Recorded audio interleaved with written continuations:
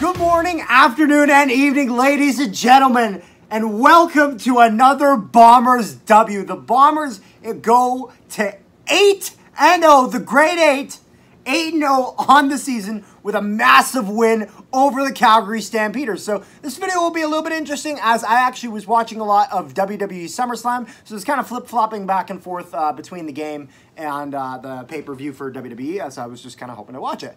And man, there was some crazy stuff happening in this game, and this was felt like a really complete game for the most part. So first off, some things to set straight is that we had Jackson Jeffcoat was out of the lineup, Greg Ellingson was out of the lineup, as well as Agadosi was out of the lineup. So you got two big receivers there, and then a key part of that defense that's out. And even so, this Bomber defense was able to really contain this Calgary defense this Calgary offense as much as they can, which is really difficult considering the skill that this Calgary offense had, being able to hold them to field goals and really limit the amount of power they can spread here, and forcing them to rely a lot on Rene Paredes. Now, thankfully, to Calgary, they can do that because he is a very good kicker. However, not being able to get that touchdown each drive, or even on every other drive, can really hurt that offense, and the Bomber defense was stellar in that sense. And even more so, the Bombers offense was on fire today. Nick Dembski had his best game of the season tonight. You know, I think it was really key that our receivers had a good night, considering that two key parts of that were out. Agadosi has proven that he's going to be one of our best ones that we have. Ellingson already has been that. Dalton Schoen stepped up as he always does and was fantastic.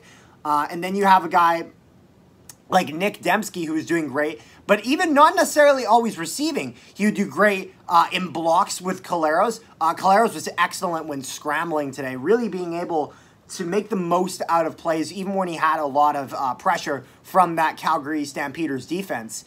And even more impressive, this was the best game that we've also gotten from Brady Oliveira. He finally started to really power through a lot of this and be able to break through and break tackle attempts on him to get that extra few yards. Nick Dembski also, there was a lot of conversions that he had, or there's a lot of times he came up clutch on second down, making sure he can get that first, and you're not going to go to third, and you're not going to have to punt, you're not going to have to kick. He's going to get that first and keep that offense driving, keeping it going. The offensive line was solid. Defensive line had a great game.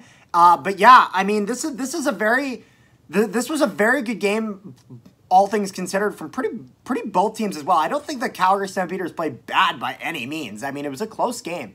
But I think this was just a simple case of the Bombers outplaying their opponent. They showed up to play. They said, you know what, we are 7-0. We don't plan on making that train stopping. And it didn't. You know, the odds actually were quite a lot in Calgary's favor for this game, with it being in Calgary, with the injuries that they had, with the injuries that the Bombers had. Calgary was mainly healthy. A lot of their guys that, you know, they weren't sure were back for this. Reggie Begelton and Kadeem Carey had some great games, with Kadeem Carey getting 2 touchdowns on that. Bo Levi Mitchell played solid, not bad at all. And this is just a case of the Bombers showed up to play, the Stampeders showed up to play, and the Bombers were just the better team. And so as a Bombers fan, I'm through the roof about this, because I was worried about this game. I'm not going to lie to you.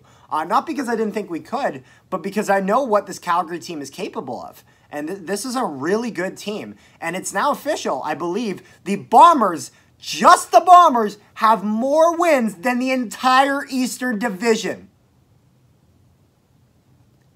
The entire East.